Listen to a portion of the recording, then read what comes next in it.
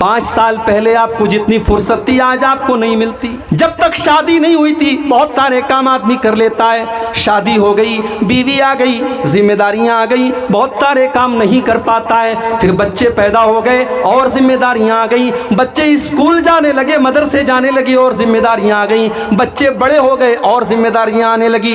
जिंदगी जैसे जैसे आगे बढ़ती चली जाती है इंसान की जिंदगी में जिम्मेदारियां आने लगती हैं, इंसान बिजी होता चला जाता है। अल्लाह के नबी फरमाते हैं अगर आज 2 मिनट भी आप फ्री हैं, 2 मिनट की आपके पास फुर्सत है तो इस फुर्सत की कद्र करो और इस फुर्सत को सही जगह इस्तेमाल। हम कहां इस्तेमाल कर रहे हैं? 3-3 घंटे बैठ करके फिल्में देख रहे हैं, फेसबुक के ऊपर बैठ करके वीडियोस देख रहे हैं। अरबी में कहावत है अल वक्त कसैफ, वक्त जो होता है वो तलवार की तरह होता है। वक्त जो होता है तलवार की तरह होता है, अगर आपने वक्त को नहीं काटा तो वक्त आपको काट देगा। अपने समय का सही इस्तेमाल करो मेरे नौजवान साथियों। अल्लाह के प्यारे नबी फरमा रहे हैं वह फराग का कबल शुगलिक, अपने टाइम की कदर करो इसके पहले कि तुम बिजी हो जाओ। वह हयात का कबल मौतिक, और अपनी जिंदगी की कदर करो इसके पहले कि तुम्हें मौत आ जाए। मौत आएगी तो ये पूछ करके नहीं आएगी अब्दुल गफ्फार साहब आपकी बेटी का क्या हाल है, आपकी बीवी का क्या हाल है, आपका मकान बना के नहीं बना, आपको नौकरी मिली कि नहीं मिली, आपका सपना पूरा हुआ कि नहीं हुआ। मौत आएगी और आपके सारे सपनों को लेकर के चली जाएगी। मौत आपसे अपॉइंटमेंट लेकर के तो नहीं आएगी। मौत को तो कोई ना कोई बहाना चाहिए, कभी बीमारी के बहाने से आ जाएगी, कभी एक्सीडेंट के बहाने से आ जाएगी, कभी अचानक हार्ट अटैक आ जाएगा, कभी दिमाग पर फालिज का हमला हो जाएगा। मौत किसी भी बहाने से आ सकती है और मौत आते ही मेरे प्यारे साथियों ज़िंदगी की सारी चकाचौंध खत्म हो जाएगी।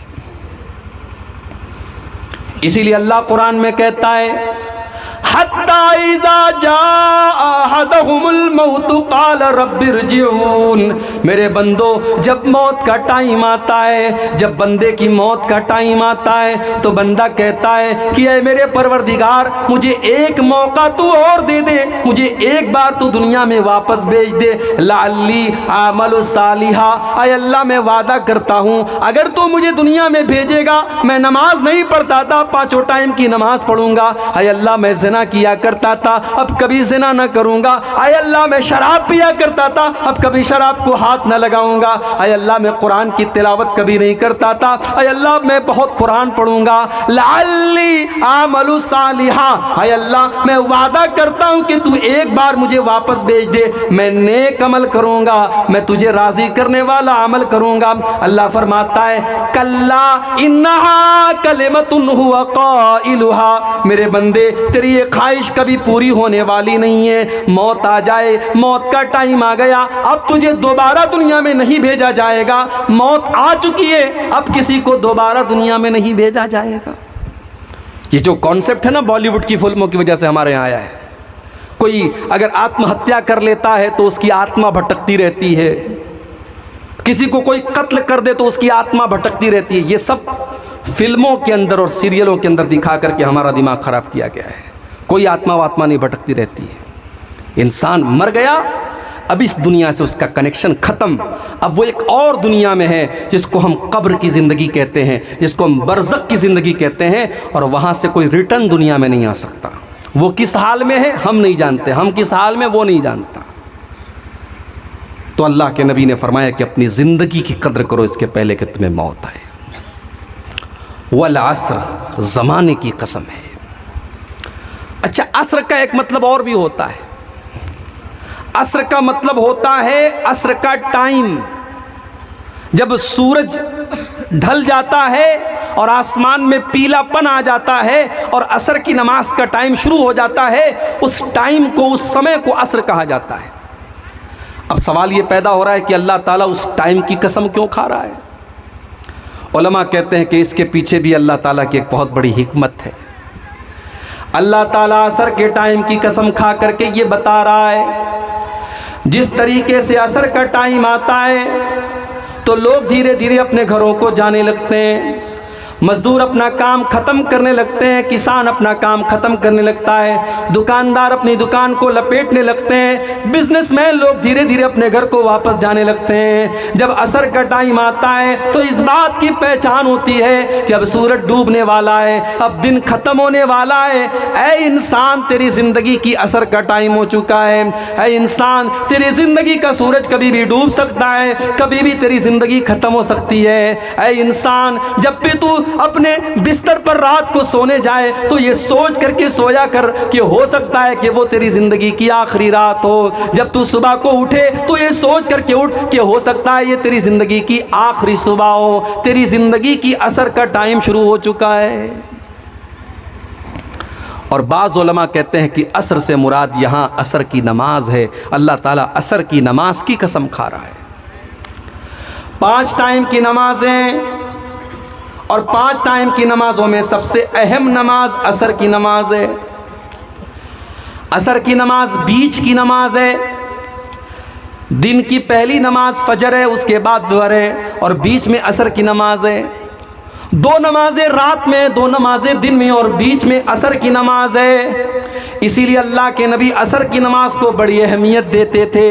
अगर किसी की असर की नमाज छूट जाए, अल्लाह के नबी फरमाते हैं फ़कअन्नमा वो तेरा अहलुहु व मालुहु, गोया कि उसका माल खराब हो गया, उसके अहलो अयाल बर्बाद हो गए, उसकी फैमिली बर्बाद हो गई, उसका परिवार बर्बाद हो गया। असर की नमाज का छूट जाना बहुत बड़ा नुकसान है। अल्लाह के नबी कभी जल्दी किसी पर बद्दुआ नहीं करते थे। जंगे खंदक के मौके पर जब दुश्मनों से लड़ाई चल रही थी और लड़ाई की वजह से अल्लाह के नबी की असर की नमाज कज़ा हो गई, असर की नमाज छूट गई, यहाँ तक कि सूरज डूब गया और अल्लाह के नबी को मगरिब के टाइम पर असर की नमाज पढ़नी पड़ी। अल्लाह के नबी ने बद्दुआ की, अल्लाह के नबी ने काफिरों के ऊपर बद्दुआ की। आपने फरमाया मलअल्लाहु बुयूतहुम व क़ुबूरहुम नारा, अल्लाह उनके घरों को और उनकी कब्रों को जहन्नम की आग से भर दे। शगलूना अनिस सलातिल वुस्ता, उनकी वजह से हमारी असर की नमाज कज़ा हो गई, हमारी असर की नमाज छूट गई। तो असर की नमाज बड़ी इंपॉर्टेंट नमाज है। अल्लाह ताला असर की नमाज की कसम खा रहा है। ज़माने की कसम, असर की नमाज की कसम, असर के टाइम की कसम। इन्नल इंसान लफ़ी खुस्र, ज़माने की कसम खा करके अल्लाह ताला क्या बात कह रहा है, बेशक सारे के सारे इंसान घाटे में। इंडिया का इंसान भी घाटे में, सऊदी अरब का इंसान भी घाटे में, अमेरिका का गोरा भी घाटे में, अफ्रीका का काला भी घाटे में। आदम अलैहिस्सलाम की जितनी औलादें, सारे के सारे इंसानों के बारे में अल्लाह कह रहा है इन्नल इंसान लफ़ी खुस्र, बेशक सारे के सारे इंसान घाटे में। मुकेश अंबानी तो अरबों की संपत्ति के मालिक हैं, टाटा और अडानी और बिरला तो करोड़ और खरबों के मालिक हैं। अय अल्लाह, क्या वो भी खसारे में? फरमाया इन्नल इंसान लफ़ी खुस्र, बेशक सारे के सारे इंसान घाटे में। मेरे बंदो, घाटा ये नहीं कि दुनिया में तुम्हारे पास दौलत है कि नहीं है, दुनिया में तुम्हारे पास रहने को मकान है कि नहीं है, दुनिया में तुम्हारे बाल बच्चे सुखी और चैन से हैं कि नहीं है। घाटा तो ये है, नुकसान तो ये है कि कल अल्लाह की बारगाह में, जब अल्लाह की बारगाह में हिसाब व किताब किया जाएगा तो तुम्हारा हिसाब ये निकले, तुम्हारा अंजाम ये निकले कि तुमको जहन्नम में डाल दिया जाए। ये असल घाटा है, ये असल खसारा है। इन्नल इंसान लफ़ी खुस्र, और सारे के सारे इंसान इसी घाटे में। जिनके अंदर 4 चीज़ें पाई जाएं, उनको छोड़ करके बाकी सारे के सारे इंसान घाटे में। तो घाटा ये है कि इंसान क़यामत के दिन जहन्नम की आग में चला जाए। मेरे प्यारे साथियों, आज दुनिया में एक मामूली सी आग लग जाती है, कोई उस आग में जल जाता है, मर जाता है, उसकी लाश हमारे सामने आती है, उसकी लाश को हम देख नहीं पाते। कमज़ोर दिल और दिमाग का आदमी किसी जली हुई लाश को देख नहीं सकता। बहुत सी औरतें तो देख करके उल्टी कर देती हैं। सोचो मेरे भाइयों, दुनिया की आग से हम इतना डरते हैं और दुनिया की आग में कोई जल जाए तो हम देख करके बर्दाश्त नहीं कर पाते। अल्लाह के नबी फरमाते हैं नारुकुम जुज़ुम मिन नारी जहन्नम, तुम्हारी दुनिया की आग तो जहन्नम की आग का एक हिस्सा है। जहन्नम की आग तो दुनिया की आग से 69 गुना ज़्यादा है, 69 टाइम ज़्यादा ख़तरनाक है। दुनिया की आग पेट्रोल से जलती है, डीजल से जलती है, मिट्टी के तेल से जलती है, लकड़ी और कोयले से जलती है, लेकिन जहन्नम की आग किससे जलती है? फरमाया वक़ूदुहन्नास वल हिजारा, जहन्नम की आग तो इंसानों और पत्थरों से जलती है। कल क़यामत के दिन जिसको अल्लाह ताला फमन ज़ुज़िया अनिन नारी व उदखिलल जन्नत फ़क़द फ़ाज़, जिसके बारे में अल्लाह ताला ये फ़ैसला कर दे कि वो जहन्नम की आग से बचा लिया गया, उसको जन्नत में डाल दिया गया, वही कामयाब है, वही प्रॉफिट में है, वही फ़ायदे में। और जो जहन्नम की आग में चला जाएगा, मेरे प्यारे साथियों, अल्लाह फरमा रहा है इन्नल इंसान लफ़ी खुस्रिन, उससे बड़ा खसारे वाला कोई नहीं है। आप लोग तो किसान लोग हैं, खेती करते हैं। किसान ज़मीन की जुताई करे, टाइम पर बीज को बोए, ज़मीन के अंदर जितनी मेहनत करना है सारी मेहनत करे, उसके बाद सैलाब का पानी आए, उसकी सारी खेती को तबाह करके लेके चला जाए। सोचो उस किसान को कितनी तकलीफ़ होगी। उसको इस बात की तकलीफ़ तो हो ही रही है कि उसका खेत चला गया, उसको इस बात की तकलीफ़ ज़्यादा होगी कि मैंने मेहनत की थी, मैंने बुआई की थी, मैंने जुताई की थी, मैंने उस खेत के अंदर अपना कैपिटल लगाया था, मेरा सारा कैपिटल बर्बाद हो गया। मेरे प्यारे साथियों, जिसके पास ईमान नहीं, जिसके पास तौहीद नहीं, कल क़यामत के दिन वो भी खसारे और नुकसान में होगा, उससे ज़्यादा खसारे में कोई नहीं होगा।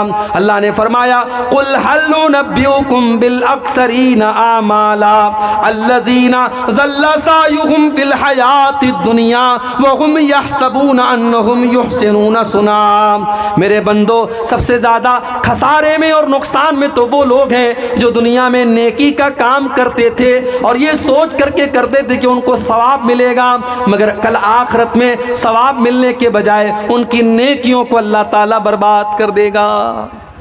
इन्नल इंसान लफ़ी खुस्र, बेशक इंसान घाटे में।